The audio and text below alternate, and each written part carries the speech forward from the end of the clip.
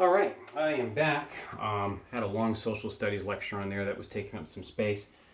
So that's why I had to divide this up into two videos, but that's okay because what I want to do right now is I want to talk about a word problem. You have one word problem that you're going to do in this lesson. I wish there were more, but I'm going to have you do just one. And it's going to be number 37 on page 342. Well, I got bad news for you. I'm not going to do that problem with you. Because it's the only one I want you to practice with that. Guaranteed, folks, I will be looking at this come Monday. I'm going to be checking number 37 in particular on each one of you. So please don't skip it. Give it your best shot. And hopefully the example I'm about to do, which comes from the self-assessment on page 340, number 18, will be of help to you because number 18 is very similar to number 37. It'll give you a sense of how these things work, okay? All right. This one's also going to deal with a concept called micrometers. And so what it tells us here in number 18 on page 340, says you have one cell aquatic organism called a dinoflagellate that is 1,000 micrometers long. Now at the end of the problem, it tells us that 1 micrometer is equal to 10 to the negative 6 meters, which means it's very small. It's a decimal value, a fractional value, 10 to the negative 6. That's 1 micrometer. But we have 1,000 of those.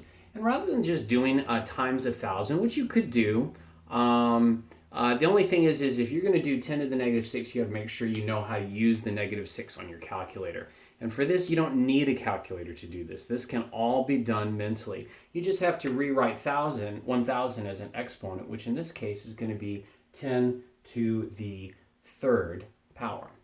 10 to the third power. Okay, that's what 1,000 is. And by doing it that way, you now have the same bases and you can do the math mentally without using a calculator.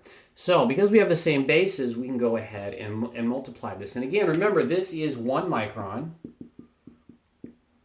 And this is times 1,000 microns. Okay, so we're keeping track of what we're talking about here.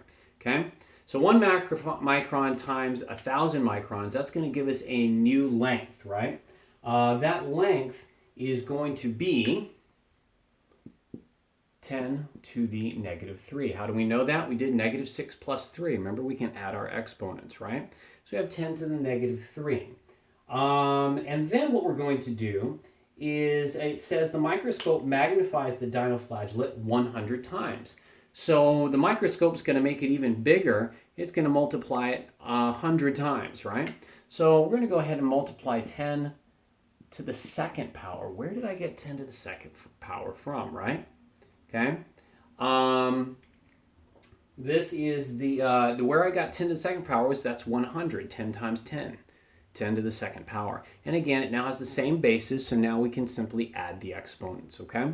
So we're going to go ahead and add those exponents, negative 3 plus 2, and we're going to get an answer of 10 to the negative 1.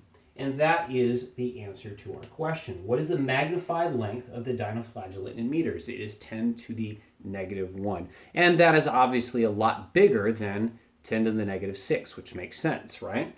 A single micron is 10 to the negative 6. We're going to multiply it 1,000 times. That's going to give us a much larger value of 10 to the negative 3, right? No, we're actually not magnifying. We're just saying that's how long the dinoflagellate is. It's 1,000 micrometers long, okay? And then what we're going to do is put it on the microscope and magnify it by a power of 2, 10 to the second power, and that's going to bring us to 10 to the negative 1, and that is the size. Okay, number 35 is going to be very similar to this problem with one very, very important difference. And that is in number 37, it talks about a virus. Ironic, isn't it? A virus, considering why we're all at home right now. It's talking about a virus, and we can see that viruses are very small. The key is this. In this problem, you always multiplied by a positive value, 10 to the third power, 10 to the second power, right? Because we're making things bigger, right? But a virus is smaller.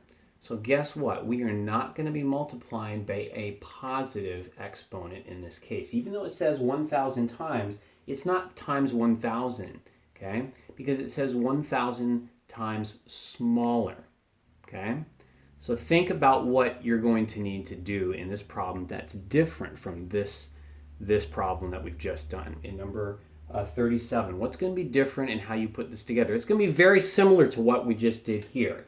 Not exactly the same, but very similar for sure. Okay, so